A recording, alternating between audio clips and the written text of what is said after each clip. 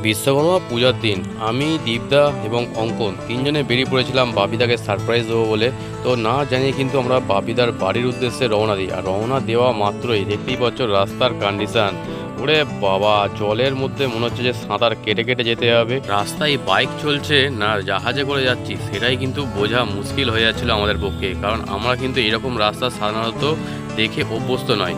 রাস্তার মধ্যে জল জমে থাকে অল্প বিস্তর, তবে এই যেন বড্ড বেশি জল। আগের দিন কিন্তু কোনো রকম বৃষ্টি হয়নি, এই যে জলটা জমে আছে এটা অনেক আগে থেকেই জমে রয়েছে। বাপিদার বাড়িতে যাওয়া হচ্ছে আর রাস্তার কন্ডিশনটা একবার দেখে নাও, জলে জল, পুরো জল। আমরা সমুদ্রের উপর দিয়ে যাচ্ছি, সমুদ্রের মধ্যে বাপিদার বাড়ি যাচ্ছে। দেখো এই হচ্ছে আমার এলাকা নয়, আর এই হচ্ছে পুকুর। কোনটা রাস্তা কোনটা পুকুর বোঝা মুশকিল, সোজা চলে গেলেই পুরো পুকুরে নেমে যাবে। কি অঙ্কন? ওরে বাবা, এখানে অবস্থা দেখো খালি গাড়ি।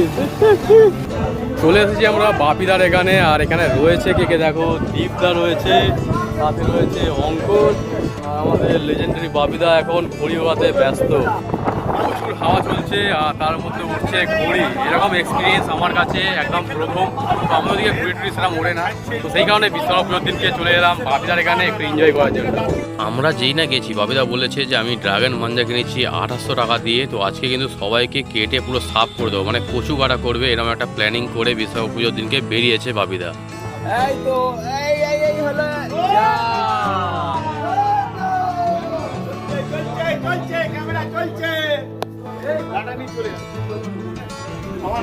ঘুড়ির প্যাচ খেলা শেষ করে আমি উঠে পড়ি বাপিদার বাইকে বাপিদার বাড়ি যাওয়ার জন্য। তো বাপিদা অ্যাকচুয়ালি বাড়িতে ছিল না, বাপিদা একটা বন্ধুর বাড়ির ছাদেতে ঘুড়ি ওড়াচ্ছিল, কারণ ওখানে ছিল প্রচুর ঘুড়ি। পিছনেই ছিল দীপদা এবং অঙ্কন।